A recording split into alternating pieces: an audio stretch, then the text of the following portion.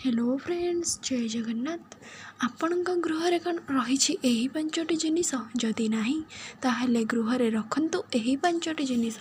केबे रहिबनी अर्थ अभाव और वाद विवाद। गृहरे देवादेवी वास करती, तांको संतुष्ट करी कृपा लाभ करने गृह मध्य किछि जिनिस रखिबा नित्यंत आवश्यक होता है। वास्तु अनुसार यही सब जिनिस रखिबा द्वारा घरे धनलक्ष्मी वास करती। धन एवं अन्न सहित जड़ित समस्या दूर होगा सह सकारात्मक शक्तिर संचार होता है। घरर सदस्य मानक मध्य एकता बढ़िबा सह खुशीर वातावरण मध्य सृष्टि होता है। नंबर 1 हेउछि पवनपुत्र हनुमान को पूजा। भक्ति करने द्वारा से प्रसन्न होइथांती। से संकट हरती एवं समस्त कार्य सफलता दियंती। एसहित परिवार लोकों मध्य सुरक्षा दियंती। तेणु गृहर दक्षिण पश्चिम कोण में पंचमुखी हनुमान फोटो किंबा मूर्ति रखिबा आवश्यक। प्रतिदिन हनुमान पूजा करने आवश्यक। यह द्वारा घरर परिवार मध्य थिबा समस्या दूर होगा सह रोग और शत्रु विपद दूर हेबा।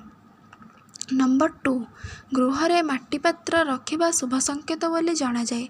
वास्तु अनुजाई एथिरे पानी भरी गृहर उत्तर दिगरे रखिबा सह एहाकु केबे खाली रखिबा अनुचित। एहा द्वारा घरे आर्थिक समस्या दूर होता है। नंबर 3 हेउछि घरर मुख्य फाटकरे माँ लक्ष्मी एवं कुबेरंकर फोटो किंबा मूर्ति लगांतु। एसहित माँ लक्ष्मी एवं कुबेरंक फोटो किंबा मूर्ति को ठाकुर घरे रखी पूजा करंतु।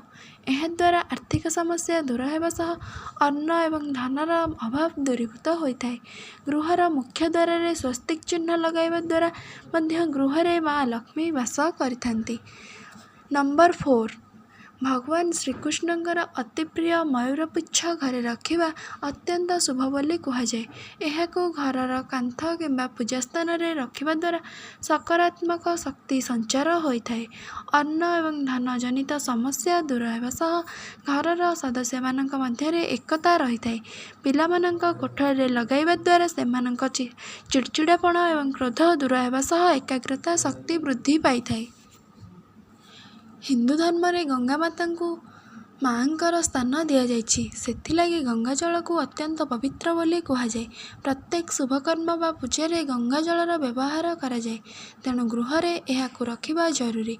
ज्योतिषंक मतरे पूर्णिमा एकादशी किंबा कौनसी शुभ दिन में गंगा जल रे गाधोइबा सहित गृह मध्य सिंचन करने आवश्यक। यह द्वारा गृहरे नकारात्मक शक्ति दूर हो सकारात्मक शक्ति परिणत होता है।